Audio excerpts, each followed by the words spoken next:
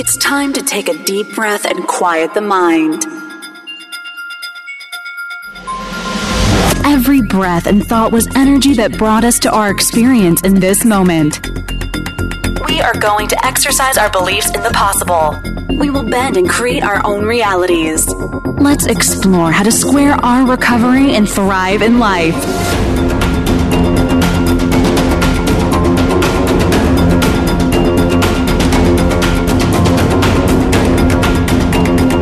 I welcome you to Recovery Squared Radio with your host, Steve Wofford.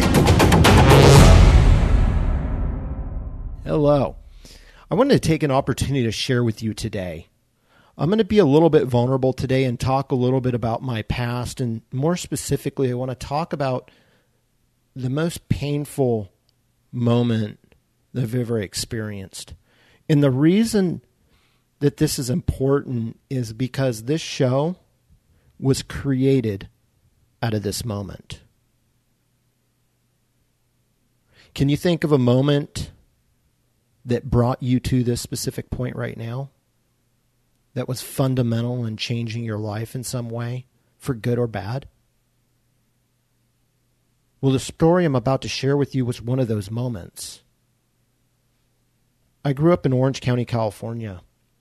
I moved there just before high school, and I spent my high school years surfing, skateboarding, going to school, doing the normal thing. And towards the end of high school, I ended up meeting my girlfriend that would be my wife for 20 years. And when I met her was about the same time that I started using drugs and alcohol. And it became a vicious cycle. And after about 3 years, I ended up getting her pregnant at the time. And I thought I would do the right thing. And I ended up marrying her and taking care of my family for 20 years. But there was a problem. I was still using drugs and alcohol. On a lot of accounts, I was very successful. I had a great IT career as a software developer. I had a business. I was very successful. I made decent money, and I was there for my family, but I had the weekends to go do my thing. And that's what I did primarily through my 20s and mid-30s. But then I also started having another problem. And it was, I don't know if my using pushed her away or it was just her own way to use. It doesn't really matter. But my wife of almost 20 years started having affairs and messing around. And so when we were in Orange County, I wanted to run away from that and my drug using. My family was the most important thing I had ever known. My parents are still together. I don't really see a lot of divorce on my side of the family, and I never really knew anyone who had divorce growing up. And so I didn't really know that was an option. So I did absolutely everything I could do to save my family. And then we were brought out here to San Antonio, Texas, where I currently reside. And I thought I could just run away from my problems. The using, the affairs, and all those different things. But what I brought with me was the incessant questioning of my wife's affairs, and not to mention the toxic relationship. You might find this hard to believe, but guess what I ended up doing again? Going back right where I was running from.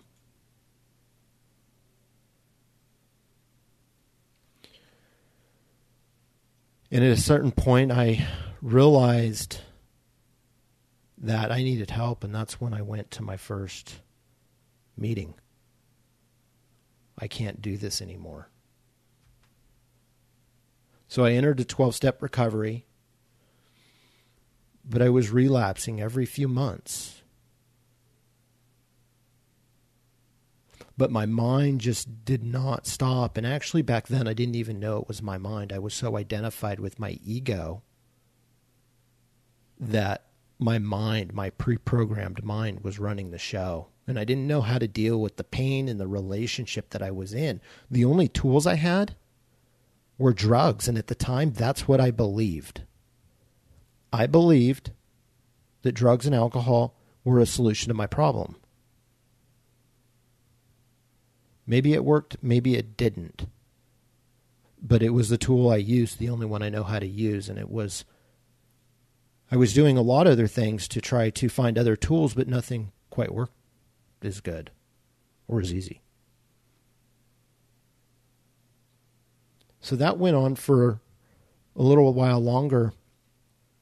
And during one of my binges, both me and my wife were using hard drugs, and I think I was up for 3 days.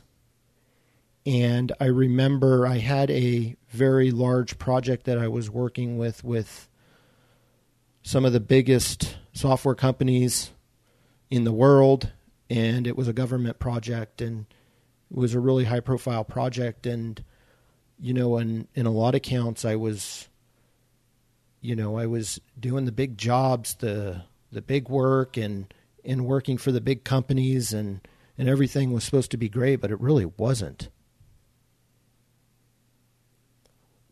But right before I was supposed to leave, I thought I would go on last one hurrah before, I started this new project, and I was going to get out of town, and I was going to clean up. And so after being up for 3 days and coming down, of course, I find my phone, and it has a bunch of text messages that my wife was sending to her boyfriend, and they were pretty explicit. I don't remember exactly what they said, but use your imagination.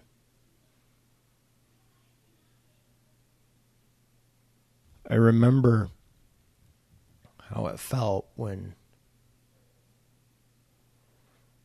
everything I had been suspecting for years and was lied to, but I knew this truth, and so that truth stabbed me in the heart. And I felt like my heart was ripped out of my body with every single vein attached. And it was just pain throughout the body that I had never experienced pain like this before. I was already coming down, which isn't really fun. But to throw that on top of it, I was in a pretty desperate place. I remember going and grabbed my Glock 19, and I ran downstairs into the guest bedroom, and I put it to my head. And really, I had a decision to make. I will never feel pain like this again. And there was really only two ways to do that. The first way was to pull the trigger. The second way was to do everything I could do to not make that happen again. So from that point on, I've done everything I could every single day to never live like that again. And I remember my first day working at my client, there was a Whole Foods in the bottom of the building.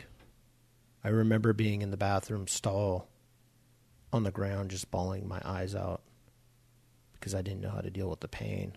But I remember getting on the phone with my sponsor at the time, and luckily he was able to break down some of what I was going through. I was going through a breakdown of my ego. Like I mentioned before, I was so identified with my mind, the people, places, and things outside of myself that made me who I am. And those were being ripped away from me in a very painful way. And what I've learned over the years since that moment, that the rhymes and rhythms of recovery are all the same. I've had to recover from drugs and alcohol. I've had to recover my body, losing 50 pounds of fat, healing disease and other illnesses. I've had to recover from my wife's affairs. I've had to recover from the loss of our marriage. I had to recover from the 2-year-long divorce legal proceedings following our separation. I had to recover into being a single dad while their mother continues the lifestyle. At each stage of my recovery, I realized the same thing applies to them all. Just different tools and rituals are required. I want to thank you for letting me share the moment that was the worst point in my life, but turned out to be the best thing that ever happened to me. And this show is about creating content that helps inspire and transform lives, regardless if you're in a dark place like I was, or you're thriving and you want to get to your next level. And I want you to ask yourself, do you know what your next level is? These tools that I've used in my darkest hour, these are the same tools I use today.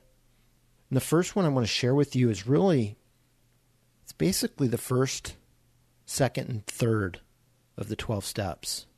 But the beautiful thing about the 12 steps is those first three are really about belief. But what I've come to learn that there's different levels of beliefs, and I've had to apply the similar process to.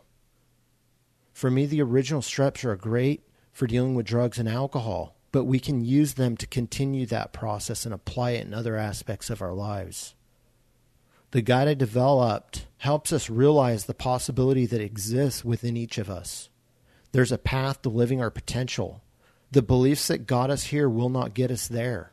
But the point is, I want us to keep believing in what's possible for us.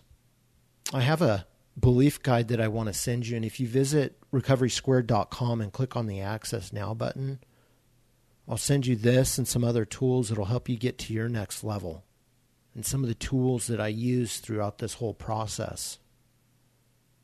I'll also send you a free one-on-one coaching call with me where I'll help you get clear on getting to your next level.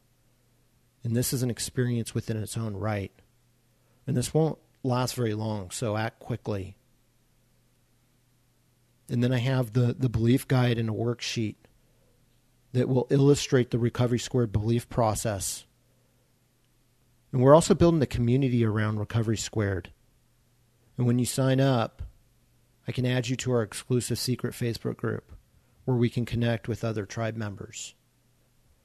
I want to build relationships and build our tribe, so I'm excited for you to be part of our community. I love you, and I'm so grateful for you listening to me share and supporting Recovery Squared. Thank you for listening to Recovery Squared Radio. Please visit recoverysquared.com for access to resources on squaring your recovery. And as a reminder, act without doing. Create space between your thoughts and actions.